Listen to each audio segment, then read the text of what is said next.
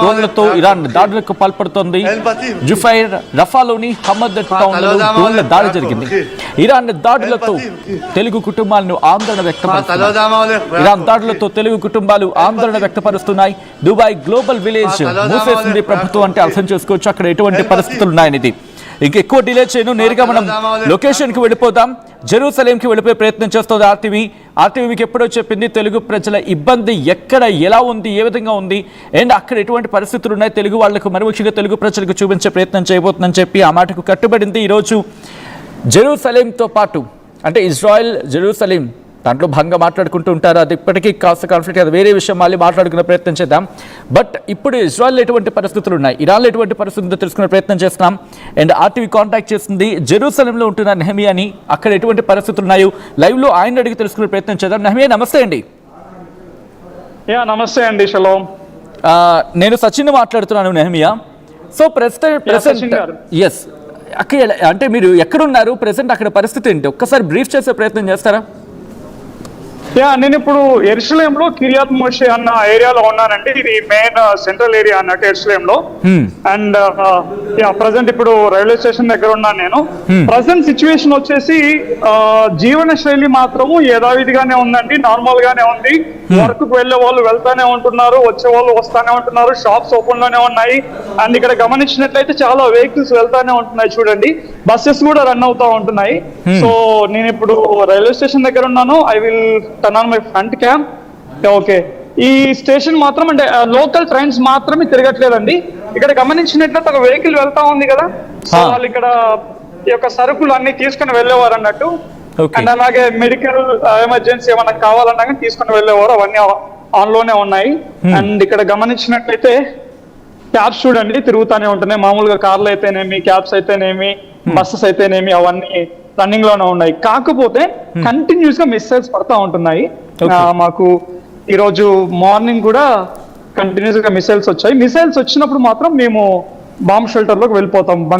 Missiles వచ్చినప్పుడు పరిస్థితి ఎలా ఉంటుందండి, ఎంత వ్యవధిలో ఎన్ని పడుతూ ఉన్నాయి, ఏమైనా దాని గురించి చెప్తారా?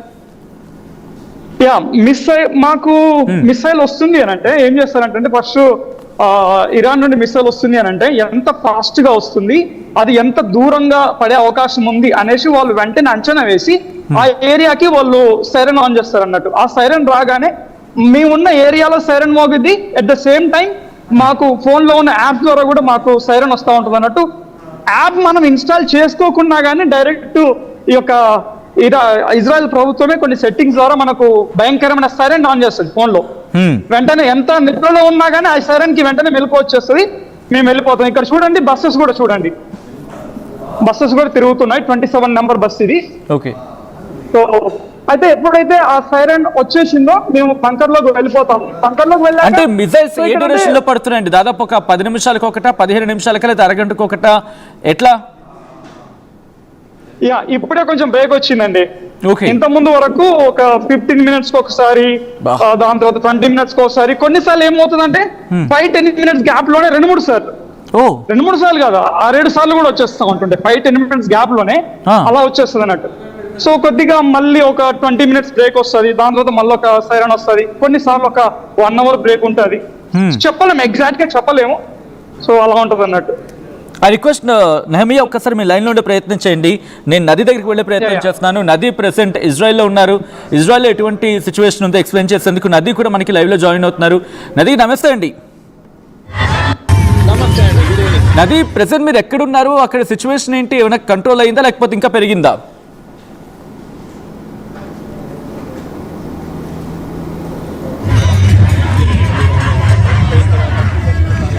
ఓకే నది, ఐ థింక్ చిన్న ఆడియో డిస్టర్బెన్స్ ఆర్ సమ్వాట్ చిన్న గ్లిచ్ అయితే ఉంది. ఐ కంటిన్యూ విత్ నెహమియా దగ్గరికి వెళ్ళే ప్రయత్నం చేస్తాను. నెహమియా, దాదాపు ఎన్ని గంటల నుంచి మీకు బొంబార్డ్మెంట్ అంటే ఈ బాంబింగ్స్ ఎప్పటి నుంచి జరుగుతూ ఉన్నాయి, అండ్ ఏమైనా కంట్రోల్ అయినట్టు కనిపిస్తుందా లేకపోతే పెరుగుతోందా? లేదండి, యాక్చువల్గా ఫ్రైడే రోజు సాటర్డే, ఈరోజు మార్నింగ్ నుండే అండి, లైక్ సాటర్డే మార్నింగ్ నుండి సాటర్డే మార్నింగ్ నుండి స్టార్ట్ అయిపోయింది. 8 o'clock స్టార్ట్ అయిపోయింది అన్నట్టు. సో 8 o'clock నుండి మాకు కంటిన్యూస్ గా వస్తానే ఉంటున్నాయి. ఎప్పుడైతే ఈ యొక్క ఖామేని చనిపోయాడు అన్న వార్త కన్ఫర్మేషన్ వచ్చింది, ఇంకా పెరిగిపోయాయి అన్నట్టు, ఇంకా కంటిన్యూగా. అండ్ ఎక్కువగా వాళ్ళు టెలవీవ్ని టార్గెట్ చేశారండి. టెలవీవ్ చుట్టుపక్కల ఉన్న ప్రాంతాలని చాలా భయంకరంగా టార్గెట్ చేశారు.